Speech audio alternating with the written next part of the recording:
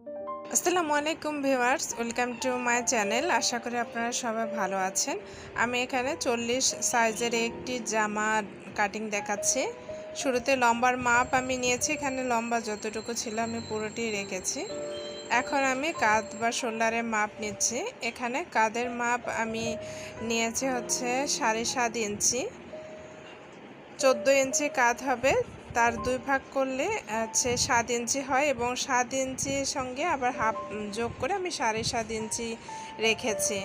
40 বডির জন্য 7.5 ইঞ্চি কাঁধের মাপ এবং আর্মহোলের মাপও 7.5 ইঞ্চি হবে। এখন আমি বুকের মাপ নিচ্ছি, এটি হচ্ছে 10 ইঞ্চি। 40 বডির বুকের মাপ হচ্ছে 40-এর সঙ্গে 4 ভাগ দিলে হবে হচ্ছে 10 আমি এখানে নিয়েছি। আর কোমরের মাপ আমি উপর থেকে লম্বা নিয়েছি 14 এবং হিপের জন্য নিয়েছি 21। এখানে হিপের মাপ আপনারা 20, 21, 22 যার যেমন ইচ্ছা সেরকম রাখতে পারেন। এখন কোমরের মাপ আমি নিচ্ছি 9 ইঞ্চি এবং হিপের জন্য আমি নিচ্ছি 10 ইঞ্চি। কোমর, হিপ এবং বুকের যে মাপ, এটির হচ্ছে যে মাপ হবে তার সঙ্গে 4 ভাগ দিয়ে আপনারা রাখবেন। এখন আমি গলার যে ফাঁকার অংশ এটি নিয়েছি হচ্ছে 2.5 ইঞ্চি আর গলার লম্বা আমি 5 ইঞ্চি ডিপ নিয়েছি। এখানে গলার লম্বার মাপ আপনারা আপনাদের পছন্দ মতো রাখতে পারেন, 5, 6 যার যতটি ইচ্ছে রাখতে পারেন। এবং পিছন গলা আমি একটু ছোট রাখবো, 4 ইঞ্চি রাখবো এবং সামন গলা আমি 5 ইঞ্চি রাখলাম। গলা হচ্ছে গোল হবে, গোল গলা আমি রাখবো। এখন আমি আর্মহোলটি এটি শেপ দিয়ে নিচ্ছি। এখন সবগুলো দাগ আমি একসঙ্গে মিলিয়ে নেব। জামার নিচের ঘেরের মাপ আমি রেখেছি 15 ইঞ্চি। আপনারা আপনাদের পছন্দ মতো রাখতে পারেন। কেউ ঘের বেশি পছন্দ করেন, সেক্ষেত্রে আপনারা পুরাটা ঘেরেই রেখে দিতে পারবেন। এখন আমি দাগ বরাবর কেটে নিচ্ছি। এখানে আমি 2 ইঞ্চি পরিমাণের কাপড় রেখে এরপর কেটে নিচ্ছি। সামন পাট কাটা হয়ে গেলে আমি একইভাবে পেছনের অংশও কেটে নেব। এখানে আমি সামন পাট শুধু কেটে নিয়েছি, এজন্য কাপড়টি 2 ভাঁজ করে রয়েছে। এখন আমি পেছন পাটের সঙ্গে যে হাতার কাপড়টি ছিল এটি আমি কেটে নিচ্ছি।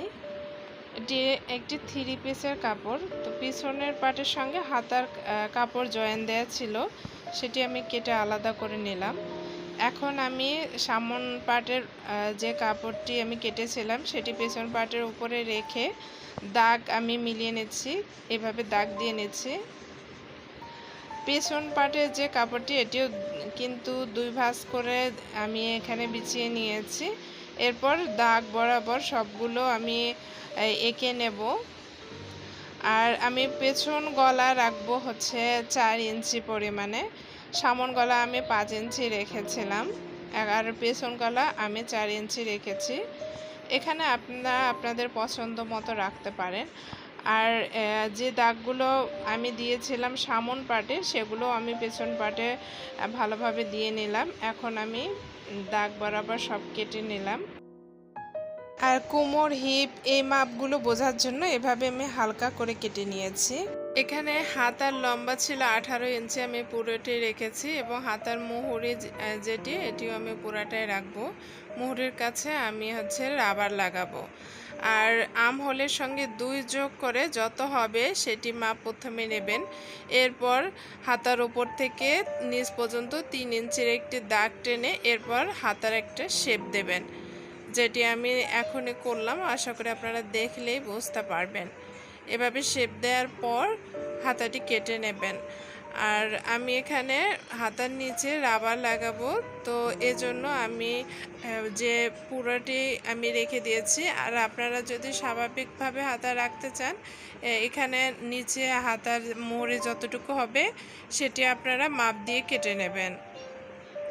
এখানে আমি পুরোটি রেখে দিয়েছি, যে 4 ভাঁজ করে রয়েছে, এখানে 2টি হাতার মাপ হলো। এখন আমি গলার মাপ নিচ্ছি। গলায় যে পট্টি লাগাবো সেটি প্রথমে আমি 2.5 ইঞ্চি পরিমাণে দাগ দিয়ে নিয়েছি।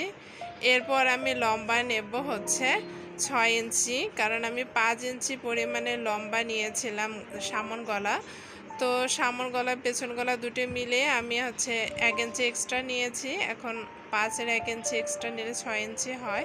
তো আমি 6 ইঞ্চি পরিমাণে লম্বা নিলাম। এখানে লম্বা আপনারা চাইলে বেশি করেও নিতে পারেন। আমি সামন এবং পিছন দুই সাইডের জন্য পট্টি কেটে নিলাম।